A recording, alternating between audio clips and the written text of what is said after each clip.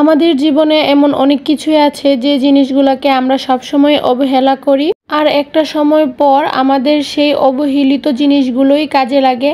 আসসালামু আলাইকুম, জান্নাত ব্লগস থেকে আমি জান্নাত। কেমন আছেন আপনারা সবাই? আশা করি সবাই ভালো আছেন। তো আজকে আপনাদের জান্নাত আপু আবারও একটি রেগুলার ভিডিও নিয়ে চলে আসলাম। তো আশা করি আজকের ভিডিওটি আপনাদের কাছে ভালো লাগবে। যদি ভালো লাগে আমার ভিডিও শেষ পর্যন্ত থেকে যাওয়ার অনুরোধ রইল। তো আমি আজকে ফার্স্টে ঘুম থেকে ওঠার পর এখানে কিছু বাদাম খেয়ে নিলাম সকালবেলা খালি পেটে আর কি। তো এগুলো আমি আগের দিন রাতের বেলায় পানিতে ভিজিয়ে রাখছিলাম, তারপর আমি বাদামগুলা খাইলাম খালি পেটে। তো খাওয়ার পর আমি এখানে সকালে নাস্তা করার আগে একটু পড়তে বসছিলাম। যেহেতু আমার পরীক্ষা চলতেছে, তো আপনাদের সাথে আমি তেমন রেগুলারভাবে কোনো ভিডিও শেয়ার করতে পারছি না, আর আমি যতটুকু পারছি আপনাদের সাথে শেয়ার করছি। তো আমি এখানে কিছুক্ষণ পড়তে বসছিলাম। তো পড়া শেষ করার পর এখানে আমি সকালে নাস্তাটা করতে আসলাম, আর সকালে আমার আম্মু এখানে নুডলস রান্না করছিল। তো আমার বোন হচ্ছে স্কুলে চলে যাবে, তো সেই জন্য আমার আম্মু ওকে টিফিন দিয়ে নিচ্ছিল আমার ছোট বোনকে, আর আমার ছোট বোন হচ্ছে সকালে নাস্তা করছিল আর আমার জন্য নুডলস রান্না করছিল আর কি। তো সকালে আমি নুডলসটাই খেলাম।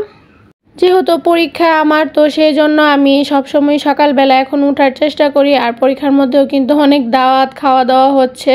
তো যতটুকু পারছি আমি আপনাদের সাথে শেয়ার করছি, আর আমার জন্য সবাই দোয়া করবেন যাতে করে আমার পরীক্ষাটা ভালো হয় আর রেজাল্টও ভালো করতে পারি। তো এইদিকেই তো আমার ছোট বোন সকালে নাস্তা করতেছিল ব্রেড, আর আম্মু ডিম ভেজে দিছিল আর কি। তো এখানে আমার বোন সকালে নাস্তা করার পর আমার আম্মু আমার বোনকে স্কুলে দিয়ে আসছিল, আর স্কুলে দিয়ে আসার পথে আর কি আমার আম্মু এখানে বাজার করে নিয়ে আসছিল। তো আমার আম্মু বাজার থেকে 2টা মুরগি নিয়ে আসছিল, তো ওই মুরগিগুলা কাটাকাটি করছিল। তো কাটাকাটি করার পর আমার আম্মু দুপুরে রান্না বান্নাটা করবে আর কি। তো এখানে এই তো আমার আম্মু দুপুরবেলা রান্না করতেছিল। তো দুপুরে আমার আম্মু আজকে কচু শাক রান্না করবে। তো এখানে কচুগুলাকে প্রথম সিদ্ধ করে নিছিল, আর এখন এখানে মশলা, তারপরে বুট, বাদাম, কাঁচামরিচ, তারপরে মশলাপাতি আর কি যা দেওয়া লাগে শাকে সব কিছু দেওয়ার পর রসুন দিয়ে এখানে আম্মু আবার গরম মশলা দিছিল শুকনা মরিচ দিয়ে। তো আমি না তেমন কোনো রান্না বান্নার ক্লিপ নেইনি, আর দুপুরে আমরা খাওয়া দাওয়া করার পর আর কি বিকেলবেলার ভিডিও আমি আবার শুরু করছিলাম। তো এখান থেকে আবার আপনাদের সাথে শেয়ার করি। তো এখানে আমি বিকেলবেলা আবার গাছগুলাতে পানি দিতে আসছিলাম আর কি। প্রথম পাতাগুলাতে স্প্রে করতেছি, তারপর হচ্ছে গাছে পানি দিব আর কি। তো এখানে পাতাগুলা ময়লা লাগতেছিল, তো সেই জন্য বেশি করে পানি স্প্রে করে নিতেছিলাম যাতে করে পাতাগুলা দেখতে সুন্দর লাগে আর তাজা থাকে আর কি। তো এখানে একটা মরিচ গাছও লাগাইছিল আমার আম্মু।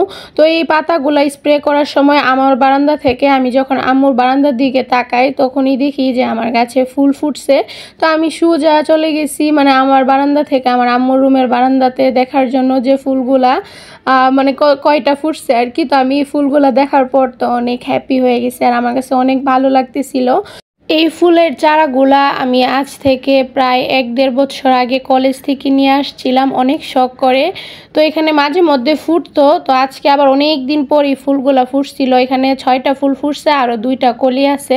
ফুল আমার ভীষণ প্রিয়, শুধু আমার না, আমার মনে হয় প্রত্যেকটা মেয়ে মানুষেরই ফুল ভীষণ প্রিয় হয়। তো আচ্ছা আপনারা বলেন তো, যারা যারা আমার ভিডিওটা দেখতেছেন এই ফুলের নাম কি হবে? যারা যারা এই ফুলের নাম জানেন তারা কিন্তু আমাকে কমেন্টস করে জানাবেন। তো এরপর আর কি আমি সন্ধ্যাবেলায় আর কি এখানে ফ্রিজ থেকে মিষ্টি খুলছিলাম। তো বক্সে ছিল মিষ্টিগুলো, আমি এখন বাটিতে নিয়ে নিতেছিলাম, আর আমার ছোট বোন আর কি নিয়ে নিতেছিল আর কি। তো মিষ্টি খাবে আর আমরা সন্ধ্যাবেলায় মিষ্টিটাই খাবো আর কি। তো এখানে 3-4 রকমের মিষ্টি ছিল যেগুলো আমার নানু বাসা থেকে পাঠাইছিল আমাদের জন্য। তো ওই মিষ্টিগুলাই আর কি ফ্রিজে ছিল। তো এখান থেকে আমি আমার বোন আর কি আমরা 2 বোন মিলেই বের করতেছিলাম। তো বের করে নেওয়ার পর যার যেটা পছন্দ সেটা খাবে। আমি আবার মিষ্টি এত খেতে পছন্দ করি না, মানে একটার বেশি 2টা খুবই কম খাই। মানে আমার মিষ্টি এত ভালো লাগে না, আহামরি যে অনেকগুলা মানে একসাথে খেতে পারবো এত ফেভারিট না আর কি। তো আমার সব জিনিসই খুবই কম কম খেতে ভালো লাগে, এত বেশি আমি খেতে পারি না। তো এখানে বাটিতে নেওয়ার পর আর কি যার যেটা ইচ্ছা সে মিষ্টিটা খাবে। তো আমরা সন্ধ্যাবেলা মিষ্টি খাইছিলাম, আর মিষ্টি খাওয়ার পরই কিছুক্ষণ পর আর কি আমার এক বান্ধবী আসছিল। তো বান্ধবীর সাথে অনেকক্ষণ আড্ডা দিয়েছিলাম। বান্ধবী আসছিল, বান্ধবীর আম্মু আসছিল। তো ওর সাথে অনেক দিন পর দেখা হয়েছিল। তো দেখা হওয়ার পর আমার খুবই ভালো লাগছিল। তো আমরা অনেকক্ষণ আমার বাসায় আর কি আড্ডা দেওয়া হয়েছিল, আন্টি, আমি, আমার বান্ধবী, আমার আম্মু, আমরা সবাই মিলে আর কি। তো এখানে সন্ধ্যায় নাস্তা করছিলাম।